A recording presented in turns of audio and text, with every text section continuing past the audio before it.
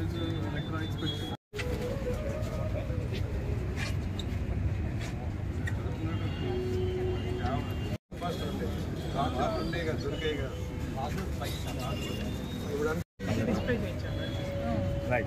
Parts కూడా తగ్గిన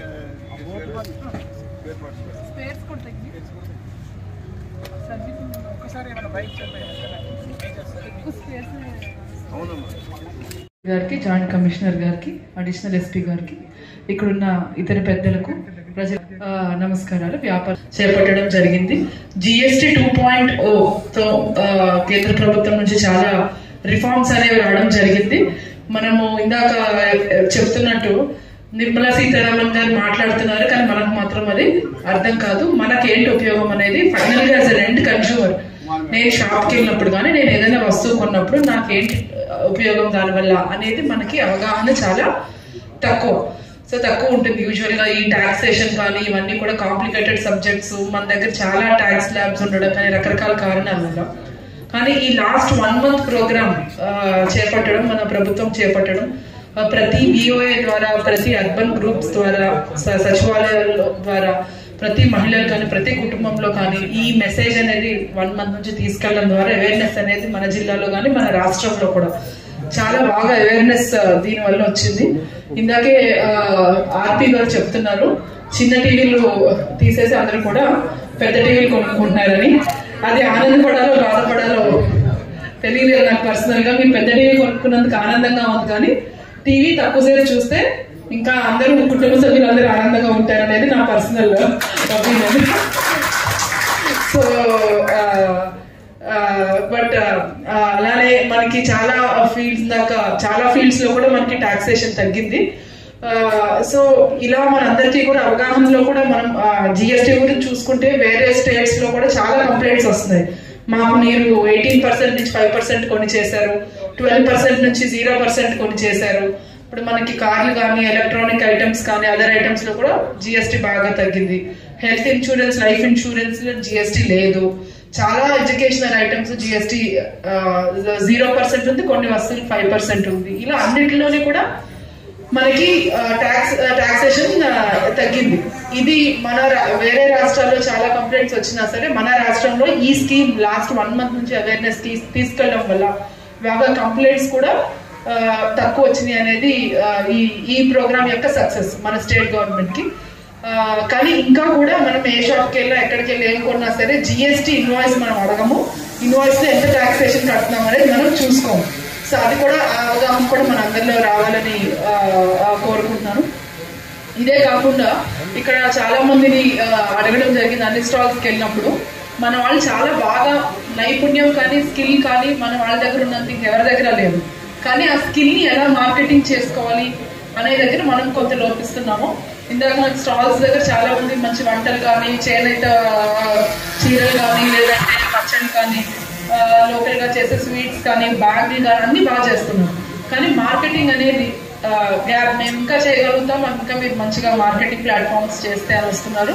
so మీరు ఎవరికైనా ఇన్నోవేటివ్ ఐడియాస్ ముందుకు రావాలని కోరుకుంటున్నాం.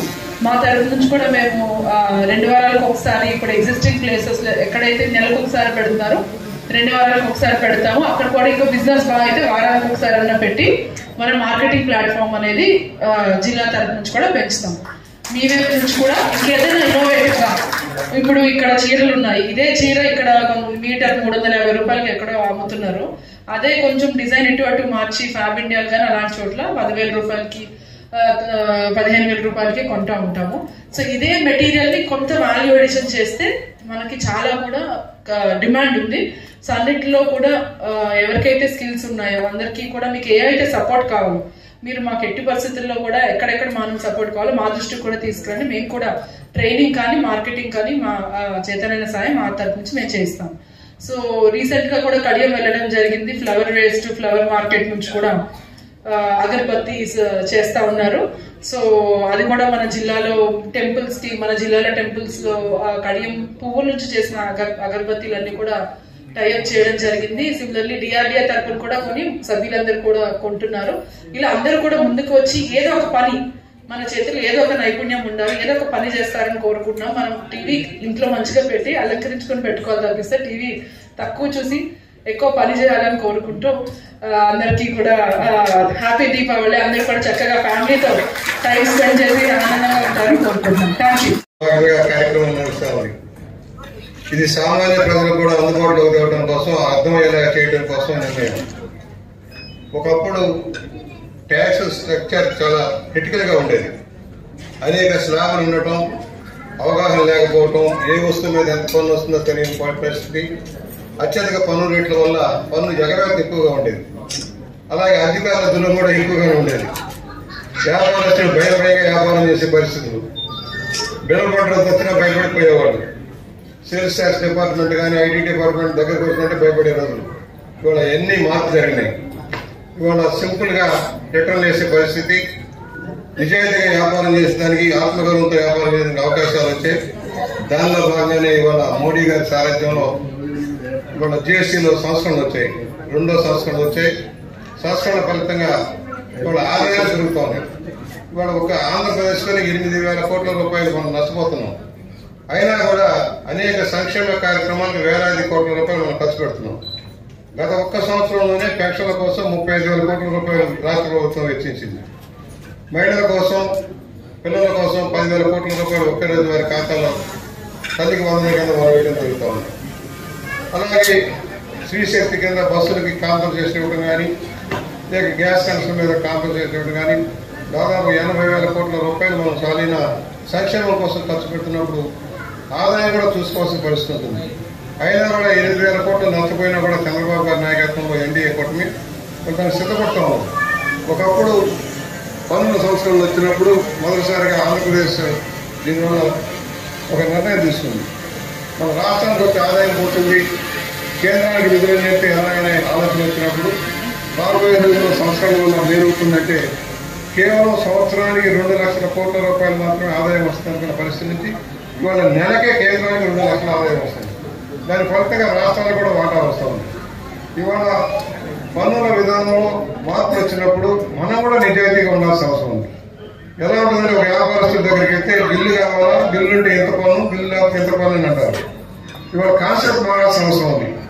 ఎవరి కోసం కడుతున్నాం ఈ పన్నులు? మన కోసం మనం కట్టుకుంటున్న పన్నులు.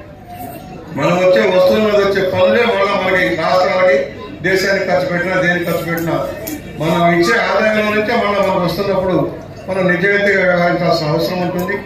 ఇవాళ మార్పు వచ్చింది. ఇవాళ చాలా వరకు ఫైనాన్స్ లో సెల్ఫ్ లో వారు రిటర్న్ చేసే పరిస్థితి వచ్చింది. ఫ్రీగా వ్యాపారం చేసుకోవడానికి అవకాశం వచ్చింది. వైట్ బ్లాక్ పోయి అంతా వైట్ వస్తుంది. డిజిటల్ టెక్నాలజీ వచ్చిన తర్వాత వ్యాపారంలో మార్పులు వచ్చాయి. మనం కూడా బిల్లు తీసుకోవాలి, బిల్లు ఇవ్వమని అడగాలి. బిల్లు ఇస్తే ఎంత ట్యాక్స్ వచ్చిందో తెలుస్తుంది. చాలా మంది మనకు తెలియదు. మా ఊరి వాళ్ళు కూడా ఎంత బిల్లు వేసాడో, బిల్లు ఎంత అయింది, డబ్బులు ఇచ్చేసి వస్తాం కానీ ఎంత ట్యాక్స్ పడింది, ఏ వస్తువు ఎంత చూసుకోం. ఇవాళ అవగాహన కల్పించడం కోసమే దేశవ్యాప్తంగా ఇవాళ భారీ కార్యక్రమాలు చేశారు. అందులో భాగంగా ఎన్డీఏ కూడా ఆంధ్రప్రదేశ్ లో చంద్రబాబు గారు, పవన్ కళ్యాణ్ గారు, లోకేష్ గారి నాయకత్వంలో ఒక అవగాహన కార్యక్రమాలు ఏర్పాటు చేశారు. వివిధ శాఖల అధికారులు అందరూ కూడా కలిసి ఎడ్యుకేట్ చేయడం జరుగుతోంది. ప్రభుత్వం ఇచ్చిన రాయితీలు అనుభవంలో రావాలి. ఇవాళ ఎలక్ట్రానిక్ డిపార్ట్మెంట్ వల్ల చాలా ధరలు తగ్గిపోతున్నాయి. సామాన్యుడు కూడా లగ్జరీ కాదు, ఇవాళ నెసరీ. ఒక ఫ్రిడ్జ్ ఉండటం కానీ, ఒక మైక్రోవేవ్ ఉండటం కానీ, ఇవన్నీ కూడా లగ్జరీ కాదు, అవసరాలు. ఒక ఎయిర్ కూలర్ పెట్టుకున్నా ఆర్థికంగా ప్రగతి సాధిస్తున్న దేశంలో ఒక మధ్యతరగతి, కింద తరగతి వాళ్ళకు కూడా వినియోగదారులకు వస్తువులు అందుబాటులో ఉన్నాయి.